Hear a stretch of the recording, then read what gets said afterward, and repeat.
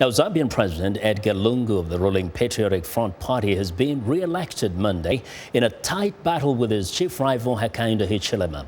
The Election Commission of Zambia announced that Lungu won 50.35% of the vote against 47.63% for Hichilema. Now, the winner needed over 50% of the votes to avoid a runoff election. While for Lungu's supporters, it was celebration soon after the announcement. Hichilema's United Party for the National Development accused electoral officials of colluding in favor of Lungu since vote counting started on Thursday night. United Party officials say they will appeal the results at the Constitutional Court. UP lawyer Jack Mwimbo says, quote, "We have evidence to the effect that the votes for Hakainde Hichilema have been deliberately reduced in collusion with the Electoral Commission of Zambia." Now, for more on the Zambian presidential election, let's go to Anita Powell, who is standing by live via Skype in Johannesburg, South Africa. Hello, Anita.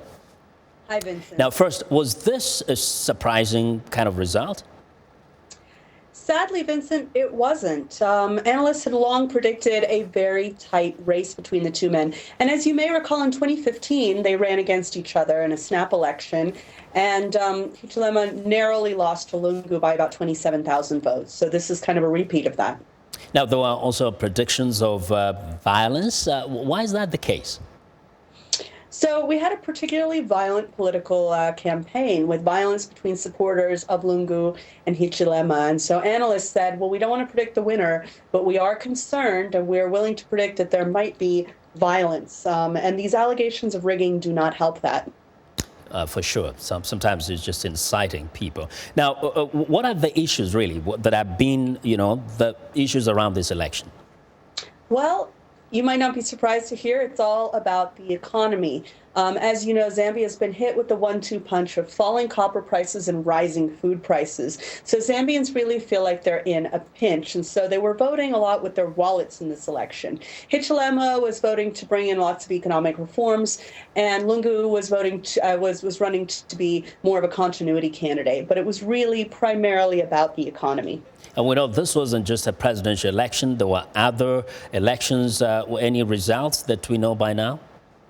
Well, so far the Election Commission hasn't posted complete results from the other ballots in this election, and that was provincial elections, national representative elections, and local elections, and a very important constitutional referendum. Tell us a little bit about this referendum. What was it about? That's a great question, and I wonder how many Zambians would be able to answer that question in a way that we'd all understand. Here's the thing.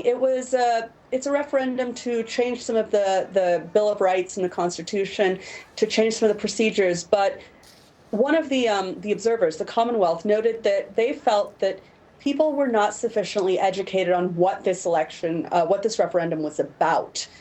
It is hard to understand. I'm not sure I completely understand it. And they're saying maybe Zambians didn't either. And so we could see a result, but we're not sure what it could mean. It was kind of funny. It's like people want to understand a little more after the referendum.